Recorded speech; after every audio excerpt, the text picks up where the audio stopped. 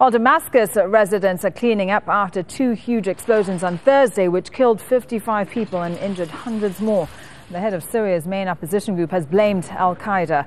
The Syrian government has pointed the finger at what it calls foreign terrorists. Laurence Lee analyses the claims.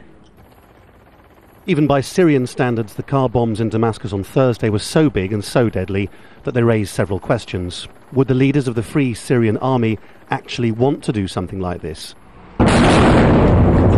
Does it really sound credible that the government would do it to its own people in the presence of the United Nations monitors?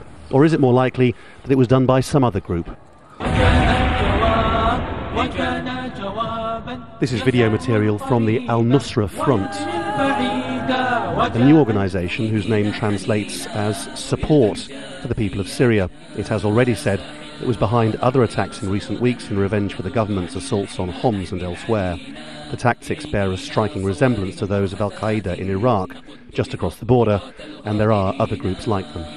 Syria has particularly porous borders with Lebanon and Iraq, and there's many people who have gone across these borders to fight in Iraq and Lebanon. So they'll have training, explosives techniques, they will know how to pull off this kind of attack. Damascus hasn't seen anything like this for years, so ultimately it's not prepared to deal with this kind of level of commitment to pulling off an attack against, although it's a fortified target, one that still is within easy reach of a road, and therefore a suicide car bomb.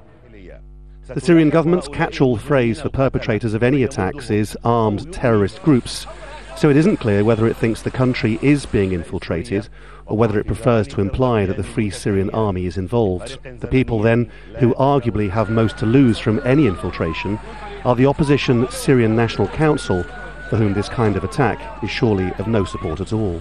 We want them to stop, we want them to cease and desist. This is not the way to support the people of Syria by killing the Syrian people themselves and turning their lives into horror. Some estimates are that there could be up to 1,000 splinter groups operating out of Syria or its neighbours. Even the Americans admit their knowledge of them is sketchy at best.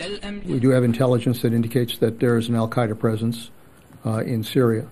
But frankly, we don't have very good intelligence as to just exactly what their activities are. It's long been argued that al-Qaeda or groups like it operate best in a vacuum or in chaos. The failure of the outside world to resolve Syria's internal conflict seems to have given them the space to operate in. This fighter can be heard warning, "Bashar, beware, we're sending you men who seek death more than life." But Bashar al-Assad wasn't killed in Thursday's bomb, but rather people going to work or to school. This is the terrifying new reality for people in Syria, that their country could easily become a new Iraq. Laurence Lee, Al Jazeera.